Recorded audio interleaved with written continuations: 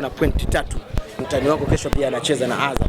Je, unamwombea mtani wako pia adondoshe alama kesho ili uweze kuendelea kujikita? Sasa hiyo mechi mimi sisi Yanga siwezi ngaiangalia kwenye mbio za ubingwa kwa sababu ni mechi ya akina upwa.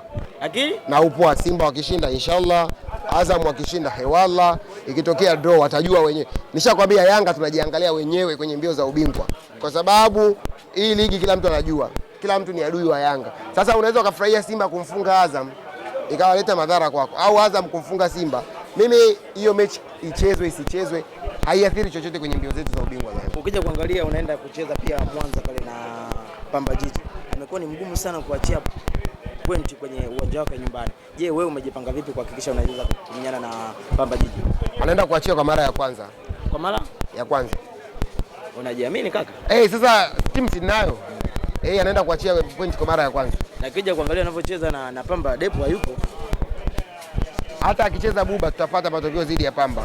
Hata wewe tukakaa hapa tukaanza serious kuanza kwa discuss Pamba kama ni timu ya ligi ya mabingwa barani Afrika, kumbe ni timu tu ya ligi ya Tanzania. Tutawafunga Pamba, ndugu mwandishi wa habari. Au sio?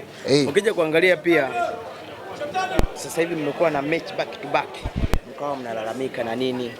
Lakini ukija kuangalia hapo mbele bado una mechi ngumu na mtani wako Simba, bado na Azam pia pale Chamanzi. Je, umejipanga vipi ndugu yangu? Ndio ligi, ndio marathon. Hata ukikataa back to back lazima ucheze mizunguko miwili. Lazima ucheze na Simba nyumbani na away. Lazima ucheze na Azam nyumbani na away. Sasa hiyo ratiba imekwaje? Tunawaachia wenye mamlaka. Sisi tutacheza mechi zote mpaka tumalize ligi na tuchukue ubingwa wetu. Ndugu mwandishi wa habari, wewe una swali? Ubingwa wa kwenu?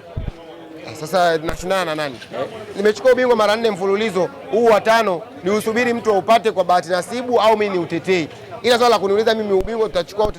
Tushachukua mara 4, hilo sio swali kwangu. Sawa. Young Africans imeonekana ni timu ambayo kila kombe linaloanzishwa inakuwa inaweka historia ya kubeba.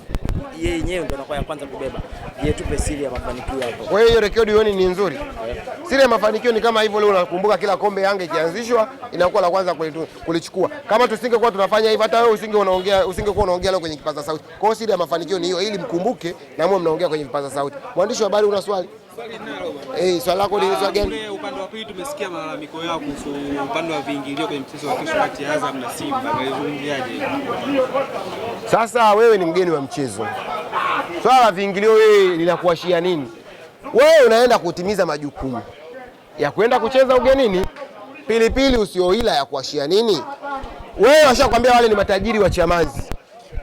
Mashabiki zao ni matajiri, wamewapangia kiingilio kulingana na matajiri. Hata jezi unayonunua Real Madrid ni tofauti na jezi unayonunua kwenye klabu ya Yanga au klabu ya Simba.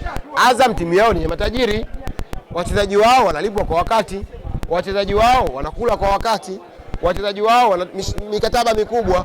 Sasa hiyo mikataba haiji from nowhere, inakuja kuanzia kwenye gate collection.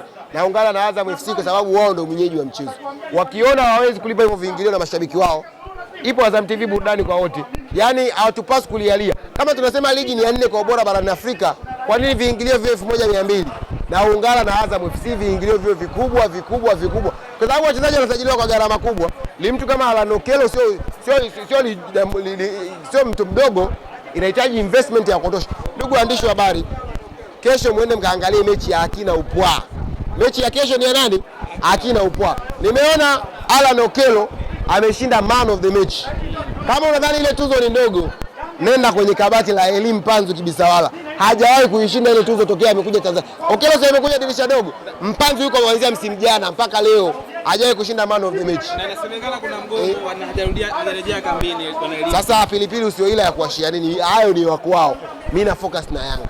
Baada ya mchezo wa leo wa Yanga, unaona ile kelele kuhusu majeraha alikuwa anazunguka kwa muda mrefu kwa Yanga kwamba itapotea? Bado Pacome sio yule tuliomzoea, anacheza akiwa na injury. Dep bado hajarejea, Prince Dube bado hajarejea, Shedrack Boka hajarejea. Wachezaji kibao, sema nianze kuwatajia hapa ni Lukuki. Djigui Diarra bado anatumikia adhabu yake. Bakari Nondo Mamnyeto hajamuona, Clement hajapona, Diki Jobu hajapona na injury ya msimu mzima. Kwa hiyo bado hilo janga lipo kwenye klabu ya Yanga, ila tunapambana nao vipi ku overcome. Ndio tunaendelea kupambana hivyo kushinda alama 3 kila baada ya mchezo. Shukrani.